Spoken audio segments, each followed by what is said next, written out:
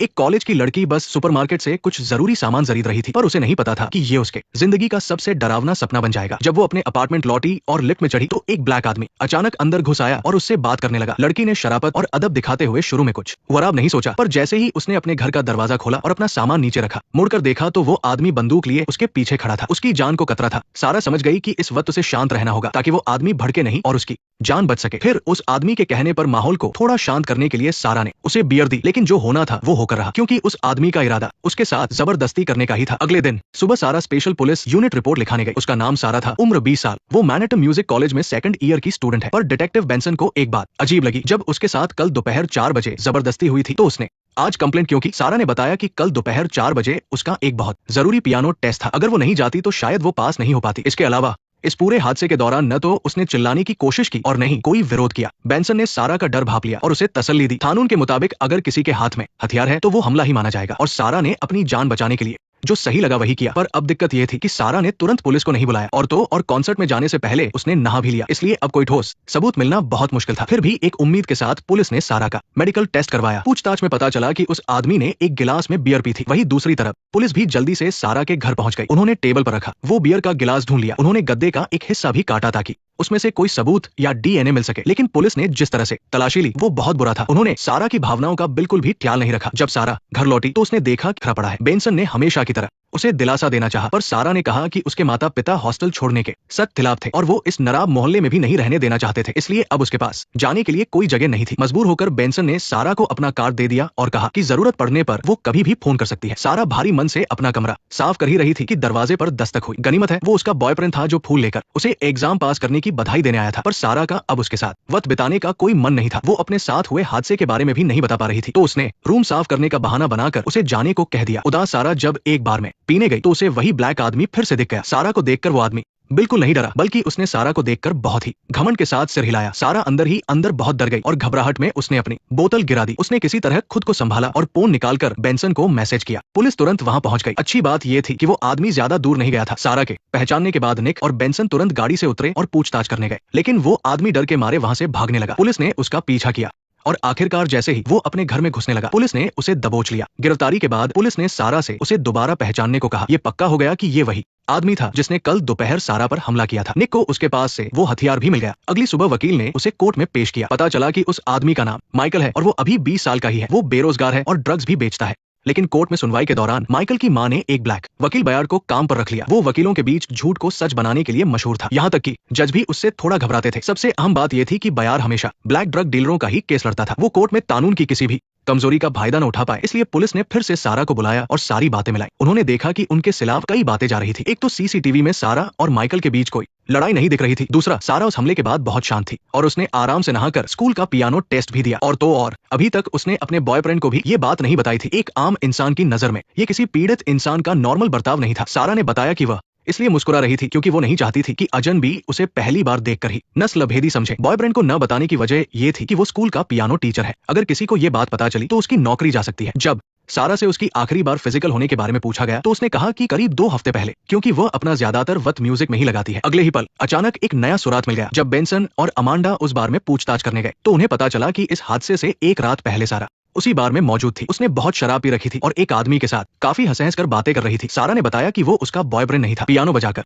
वो बोर हो गई थी, इसलिए थोड़ा रिलैक्स करने चली गई थी, लेकिन वो उस आदमी के साथ घर बिल्कुल नहीं गई थी और ना ही कोई रिश्ता बनाया था। सारा के भरोसे के बाद ये केस कोर्ट की सुनवाई में पहुंच गया, लेकिन तभी बयार्ड ने कोर्ट में अपनी चालाकी दिखाना शुरू कर दिया। उसने सवाल उठाया कि पुलिस ने लाइन अप पहचान क्यों नहीं कराई, बल्कि सारा के दूर से कार से पहचानने पर ही जल्दबाजी में उसे गिरफ्तार क्यों कर लिया। वकील ने जवाब दिया कि ये न्यूयॉर्क पुलिस का एक आम तरीका है, क्योंकि हमले के दौरान सारा और माइकल 1 घंटे से ज्यादा वक्त तक साथ थे। ऐसे मामलों में कोर्ट हमेशा आमने सामने की पहचान को सही मानता है, पर बयार्ड को पहले से ही इसका अंदाजा था। उसने कहा कि उस वक्त कुछ और ब्लैक लड़कों को भी पुलिस ने बिना सबूत के पकड़ा था। उसने बड़ी चालाकी से इस मुद्दे को नस्लभेद से जोड़ दिया। फिर उसने माइकल को पकड़ने वाले डिटेक्टिव निक से पूछा कि वो कैसे पक्का कर सकता है कि वो बंदूक माइकल की ही थी और पहले से सोफे के नीचे नहीं छुपाई गई थी, क्योंकि निक ने सिर्फ उसे हाथ हिलाते हुए ही देखा था। सबसे बड़ी मुश्किल तब खड़ी हुई जब पीछे से आए बेंसन ने कोर्ट में सच सच बताया कि आगे खड़े लोगों की वजह से वह माइकल को बंदूक निकालते हुए नहीं देख पाया। इस तरह बयार्ड की चालाकी से पुलिस का उसे जैसा बन गया। और उस समय घर में एक छोटा बच्चा भी रो रहा था, जिसकी जान को पुलिस की कार्रवाई से खतरा हो सकता था। इस बात का फायदा उठाकर उसने बंदूक को सबूत मानने से इनकार कर दिया।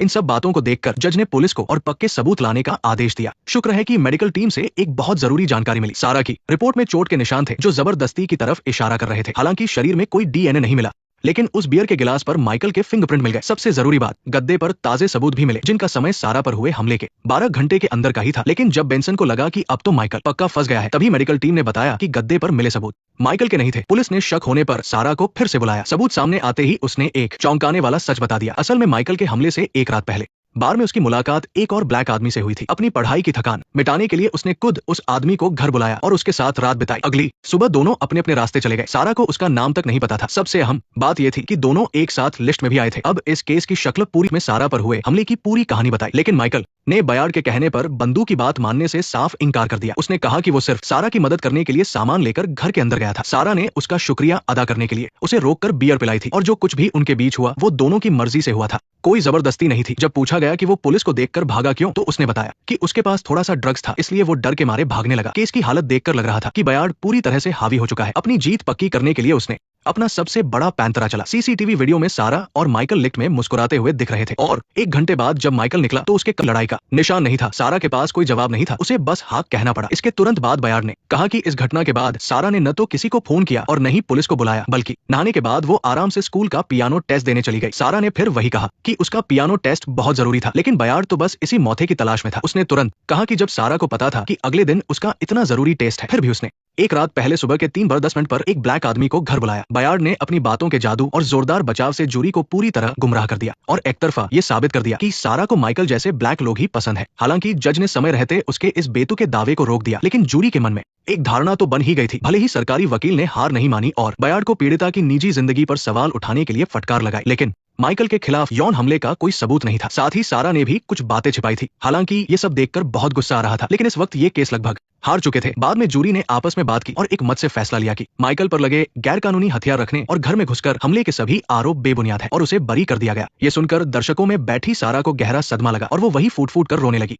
मैं किसी को भी इस दौर से नहीं गुजरने दूंगी, ये सच है। मैं जानती हूँ कि तुम अभी कैसा महसूस कर रही हो। तुम्हें बिल्कुल नहीं पता कि मैं कैसा महसूस कर रही हूँ। मेरी बात सुनो, उसे जेल भेजने से तुम्हें शांति नहीं मिलेगी। शांति तब मिलती है जब कोई ये माने कि मैंने तुम्हें देखा है, मैं तुम पर यकीन करता हूँ। चलो बेबी, यहाँ से चलते हैं। लेकिन सबको हैरान करते हुए सिर्फ 3 महीने बाद ही उसके साथ फिर से एक दरिंदे ने यौन हमला कर दिया। पुलिस स्टेशन लौटने के बाद फॉरेंसिक डॉक्टर ने जल्दी से जांच पूरी की और पाया कि सारा के कान का पर्दा ही नहीं फटा था, बल्कि उसके शरीर में नशे की दवा के अंश भी मिले। शरीर पर की तरफ इशारा कर रहे थे। लेकिन अफसोस, सारा ने पिछली बार से कोई सबक नहीं लिया था। इस बार उसने जो घर चुना उसके आसपास कोई कैमरा नहीं था। दूसरी तरफ टुटू और अमांडा को पता चला कि माइकल सुबह सुबह अपनी मंगेतर के साथ अटलांटा के किसी चर्च में गया था, जैसे उसे पहले से खबर मिल गई हो और वो पुलिस से छिप रहा हो। फिलहाल उस पर शक की सुई घूम रही थी। फिर पुलिस ने सारा की उस दोस्त को ढूंढा जिसका नाम निकोल था, लेकिन निकोल ने तस्वीर में माइकल को नहीं पहचाना। पूछताछ करने पर उसने एक अहम बात बताई। पता चला कि वो ब्रास मंकी बार असल में एक सीक्रेट पार्टी थी जो हर बार अलग जगह पर होती थी। उसमें जाने के लिए एक खास पॉकेट वॉच को टिकट की तरह दिखाना पड़ता था। वो और उसका मंगेतर मैथ्यू करीब 1 बजे वहां से निकल गए थे, लेकिन सारा को मजा आ रहा था तो वो वहीं रुक गई। उन्हें भी सारा के साथ हुए हमले के बारे में अभी पता चला था। ये सब सुराग मिलने के बाद बेंसन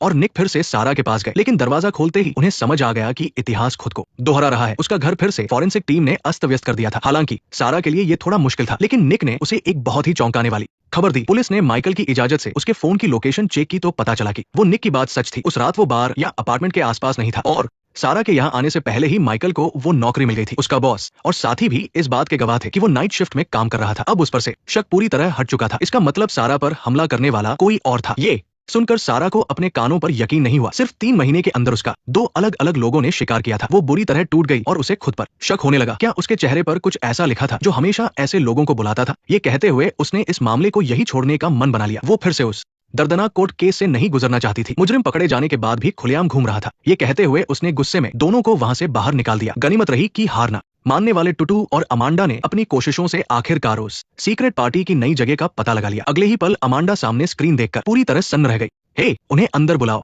कोई यहाँ से नहीं जाएगा। पार्टी करने वालों को पुलिस स्टेशन लाने के बाद सबको उस रात के सीसीटीवी फुटेज से एक चौंकाने वाली बात पता चली। वीडियो में दिखा कि सारा को रात करीब 1:30 बजे एक आदमी अपनी बाहों में उठाकर पार्टी से बाहर ले जा रहा था। जांच में पता चला कि उस आदमी का नाम कैमरून है, जो कुछ समय पहले सिर्फ एक गेम से उसने $20 करोड़ कमाए थे। ऐसा लग रहा था कि इसी आदमी ने मौका पाकर उसके साथ गलत काम किया था। लेकिन हैरान करने वाली बात यह थी कि जैसे ही बेंसन और निक सारा के पास पहुंचे, उन्होंने देखा कि कैमरून भी वही मौजूद था। फिर पुलिस के पूछने पर सारा ने बताया कि वे दोनों पहले से ही दोस्त हैं। कैमरून आज खास तौर पर उसे तसल्ली देने आया है और वो अक्सर साथ मिलकर ऐसी सीक्रेट पार्टी में जाते रहते हैं। ये सुनते ही बेंसन और निक को समझ आ गया कि कुछ गड़बड़ है। उन्होंने एक दूसरे को इशारा किया और दोनों से अलग अलग पूछताछ शुरू कर दी। लेकिन हैरान करने वाली बात यह थी कि कैमरून की सारा को बाहों में ले जाते हुए तस्वीर देखने के बाद भी सारा अड़ी रही कि उसका कोई गलत इरादा नहीं था, क्योंकि कैमरून ने अभी अभी सफाई दी थी कि वे पार्टी में अचानक टकरा गए थे और उसने ज्यादा पी ली थी, इसलिए वो उसकी देखभाल कर रहा था। वो बहुत अच्छा है और उसने कई बार सारा और निकोल को खाने पर बुलाया था। इतनी मासूम लड़की को देखकर बेंसन को थोड़ा अजीब लगा, लेकिन उसे इशारा करना पड़ा कि क्या ये मुमकिन है कि कैमरून ने ही उसे अपार्टमेंट छोड़ा हो। लेकिन सारा ने तुरंत इस बात से इनकार कर दिया। उसका मानना था कि वो इतना अमीर है और उसकी एक खूबसूरत मॉडल गर्लफ्रेंड है, तो वो उसके जैसी मामूली सी लड़की के साथ ऐसा घटिया काम क्यों करेगा। दूसरी तरफ निक के सवालों का जवाब देते हुए कैमरून ने माना कि वो उस रात सारा को बाहों में उठाकर लाया था और उसने बड़ी फिक्र के साथ उसके लिए टैक्सी भी बुलाई थी और उसे बिल्डिंग के नीचे छोड़ा था। लेकिन अपना ख्याल खुद रख सकती है, तो वो वहां से चला गया। वो जबरदस्ती अपार्टमेंट में नहीं घुसा। मुझे अभी भी यकीन नहीं हो रहा कि सारा के साथ ऐसा हुआ। मुझे लग रहा है कि ये मेरी गलती है। मुझे उसे अकेला नहीं छोड़ना चाहिए था। कैमरून ये दरिंदा सिर्फ कई लड़कियों के साथ ही ऐसा नहीं कर चुका था, बल्कि अपने बचपन के दोस्त की मंगेतर को भी नहीं छोड़ा। लेकिन अभी परेशानी ये थी कि निकोल को शायद पता ही नहीं था कि उसके साथ कुछ गलत हुआ है। अगर पुलिस उसे जबरदस्ती सच बताएगी तो निकोल के लिए ये सब सहना बहुत मुश्किल होगा। लेकिन अगर वो कैमरून के साथ काम करती रही तो कौन जाने कि आगे चलकर वो फिर से उसका शिकार बन जाए। साथ ही इस दरिंदे को कड़ी सजा दिलाने के लिए बेंसन और अमा डा को हिम्मत करके निकोल से मिलना ही पड़ा। लेकिन उन्हें अंदाजा नहीं था कि वो इस वक्त अपने मंगेतर मैथ्यू से बड़े प्यार से फोन पर बात कर रही होगी, क्योंकि एक महीने बाद ही दोनों की शादी थी। निकोल को इतना खुश देखकर पुलिस का सच बताने का इरादा और भी पक्का हो गया। खैर,